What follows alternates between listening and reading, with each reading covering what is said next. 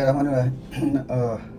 बहुत से पाकिस्तानियों ने जो है ना वो शोर मचाया हुआ था, आपको पता ही है कौन से पाकिस्तानियों की। जो मेरी फेवरेट जमात है, जो मेरे सबसे फेवरेट दोस्त हैं, उन्होंने जो है ना वो शोर मचाया हुआ था कि पाकिस्तान देखें जी सबसे ज़्यादा महंगाई कर दी है। जब महंगाई होती है तो ये वज़ीर आज़म चोर होता है, इनको उतार के बाहर फेंक दो, ये है वो है, मुर्शद को बाहर निकालो, वो पेट्रोल सस्ता कर देगा। तो ऐसी कोई बात नहीं है। पेट्रोल जो है ना वो ओवरऑल महंगा हुआ था। ये एग्जांपल दे रहे थे कि इंडिया में पेट्रोल महंगा नहीं हुआ। देखिए इंडिया ने इजाज़त ले ली है रशिया से ख़रीदने की, और जो मोदी है वो विश्व गुरु है, वो इंटरनेशनल लीडर है, देखिए उसको इजाज़त मिल गई है। यार आप अपना दिमाग इस्तेमाल करना सीखोगे, कब सीखोगे? आप लोगों को इतनी भी अकल नहीं है कि इजाज़त लेने वाला विश्व गुरु नहीं होता, इजाज़त देने वाला विश्व गुरु होता है। ठीक है, इंटरनेशनल लीडर या इंटरनेशनल पावर जो होती है वो इजाज़त देती है, लेती नहीं है।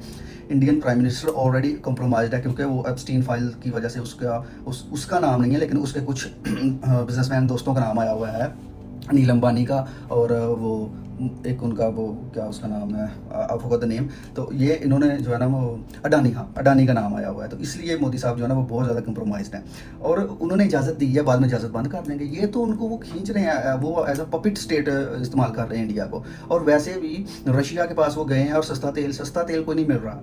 रशिया ने, पुतिन ने इंडिया को डायरेक्ट कहा है, उसने कहा भाई पहले दोस्ती थी, हम सस्ता तेल दे रहे थे, अब कोई सस्ता तेल नहीं है। जो मार्केट रेट है उससे $2 से $3 जो है ना वो एक्स्ट्रा देंगे।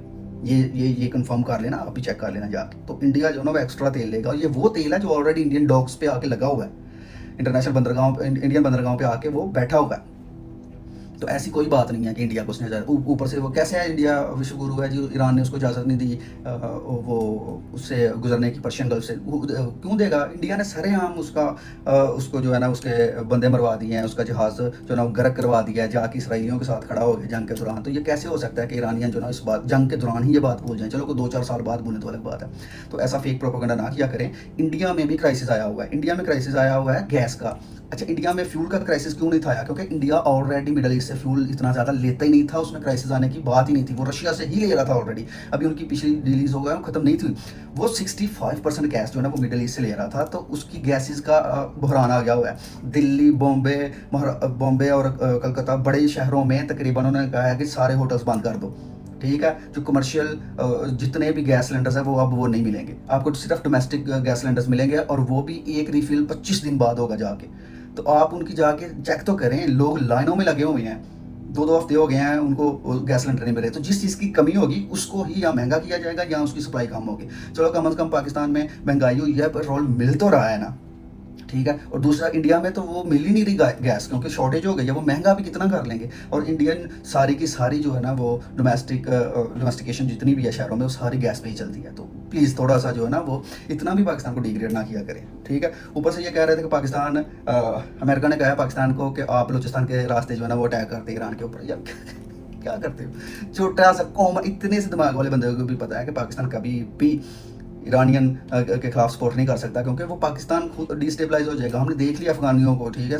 यहाँ पे हमने इंटरनेशनल जब सपोर्ट की थी, तो आप देख लें क्या हुआ हमारे साथ। जब बुश ने कहा था कि either you are with us or you are our enemies, यहाँ आप हमारे दोस्त हैं या हमारे दुश्मन हैं। तो तब मुशर्रफ के पास कोई ऑप्शन नहीं थी, उसको उधर जाना ही पड़ा था। लेकिन अंदरूनी आप देखने के 20 साल इन्होंने दगा किया अमरीकियों के साथ, और अफगानियों को बचाया, अमरीकियों के खिलाफ इन्होंने जंग लड़ी, ऊपर से उनके साथ थे। उसकी रीज़न क्या है कि इंटरनेशनली कोई दोस्त नहीं होता, ठीक है। आपने अपने मुफाद देखने होते हैं, तो पाकिस्तानी भी अपने ही मुफाद देखेंगे, कभी भी ईरानियंस के खिलाफ नहीं जाएंगे, और वो भी ओपनली। इस दौर में जहाँ पूरी की पूरी मुस्लिम वर्ल्ड जो है ना वो ईरान के साथ खड़ी है, और वो उनके अमेरिका के कहने पे जो है ना वो ईरान के ऊपर अटैक कर देंगे, तो खुदा का खौफ करें, ठीक है। और इस तरह की बातें करके आप अपना मुर्शद छुड़वा लेंगे, नहीं छूटेगा वो मुर्शद, ठीक है। आप जितना ज़्यादा झूठ बोलेंगे उतना ज़्यादा ऐसे होता जाएगा। दूसरा, मैं खुद यार इनकी बातों में आया, 2.5 साल से मैं दावा कर रहा हूँ कि मैं इनको झूठा समझता हूँ, लेकिन मैं इनकी बातों में आ गया। इन्होंने शोर मचाया था मरीम नवाज जो है ना वो उमराज करने चली गई है। मुझे भी बड़ा गुस्सा कि यार यहाँ आवाम पेट्रोल के चक्करों में मर रही है, और मरीम नवाज उमरा करने चली गई, और गई भी है, तो स्टेटस वगैरह और ये सब लगाने की क्या ज़रूरत है?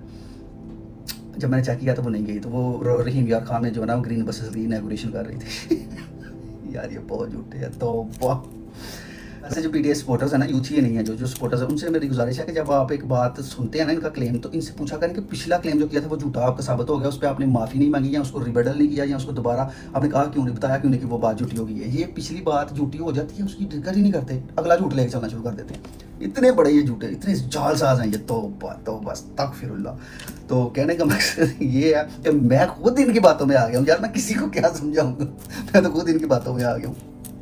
बाकी रह गई बात फ्यूल की, तो जो उसका नाम है हाँ, किंगडम ऑफ सऊदी अरेबिया, उन्होंने जो है ना वो वादा किया कि हम आपकी जितनी भी हैं सप्लाई, फ्यूल सप्लाई, वो हम जो है ना वो बरकरार रखेंगे, फ्यूल का जो है ना वो गिरने नहीं देंगे। तो ये गवर्नमेंट ने जो पैनिक में आके जो किया था फैसला बढ़ाने का fuel prices, I think they have to take it back. इन्होंने बहुत जल्द कर दिया फैसला, इतनी जल्दी वैसे करना नहीं था चाहिए। वैसे भी ये गवर्नमेंट जो है ना वो, वैसे सबको पता है कि शहबाज शरीफ जो है ना स्टेट्समैन तो है नहीं है, बस ओबीडियंट है, obedient to his brother, obedient to generals, obedient to establishment and now obedient to Trump and sorry obedient to Arabs all south as well. तो एक अच्छा ओबीडियंट है, लेकिन कोई स्टेट्समैन तो है नहीं है, तो उसे वो डर गया बेचारा कि पता नहीं क्या हो जाएगा, तो उसने फ्यूल प्राइस बढ़ा लिया। I think he has to take it back quickly, जितनी जल्दी हो सकता है, क्योंकि ये नाकाबिले बर्दाश्त है। आपने कहा था कि मैं अपने कपड़े बेच के जो है ना वो लोगों को हटा दूंगा, तो आपने जो बात भूल गए थे, जो नहीं बताई कि मैं आवाम की चमड़ी बेच के जो है ना वो फ्यूल भी पैदा करूंगा, तो वो बात भी आपको बता देनी चाहिए। आप जो है ना आवाम की खाल बेचने वाली बात भूल गए थे और अपने कपड़े बेचने वाली बात कर दी थी। तो आप बता दें कि पहले मैं आपकी खाल बेचूंगा, उसके बाद अगर कोई पैसों की जरूरत पड़ी तो मैं अपने कपड़े बेचूंगा। तो इस तरह की जो है ना वो बकवासियात ना किया करें। ठीक है, आप ओबीडियंट है, लेकिन थोड़ा सा ख्याल करें अवाम का भी। आपने अवाम में निगलना होता है, और सारी उम्र ये पावर आपके पास नहीं रहती। पहले भी एक फिरौन था जो कहता था कि मैं आज वो मैं तरलों पे आया हुआ है। तो आपने तो 17 से लेकर 22 तक ये जलालत सही हुई है, सो खुदा का थोड़ा सा खौफ कर लें, और इन चक्करों में जो है ना वो आपको ना पीसें ज़्यादा, और थोड़ा सा और अपनी सियासत बचाएं आप। ये बहुत ज़्यादा महंगाई कर दी हुई है आपने। दूसरा, ये मेरे सबसे फेवरेट जमात जो है ना, इन्होंने शोर मचाया हुआ था कि इंडिया अगर रशिया से ले सकता है तो पाकिस्तान क्यों नहीं ले सकता। यार, एक तो ये पढ़े लिखे नहीं है, और दूसरा ना ये कोशिश भी नहीं करते पढ़ने लिखने की।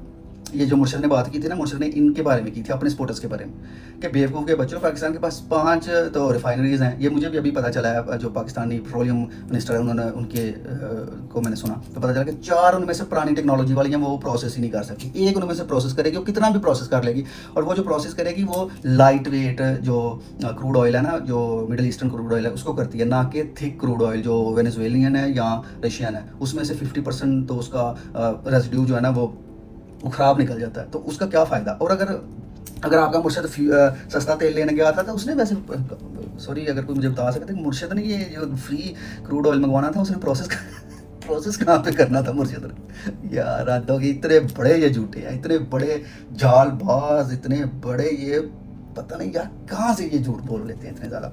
अब ये बात छोड़ देंगे, अगली को बात जाके पढ़ लेंगे, इस पर दोबारा बात नहीं करेंगे, क्योंकि ये पकड़े गए हैं इस बात पे। तो पाकिस्तान जो है ना उनसे फ्यूल ले ही नहीं सकता, अगर लेगा तो प्रोसेस ही नहीं कर सकता। तो वैसे ही जब सऊदियों ने कह दिया कि हम आपका तेल पूरा करते रहेंगे, तो बात ही खत्म हो गई।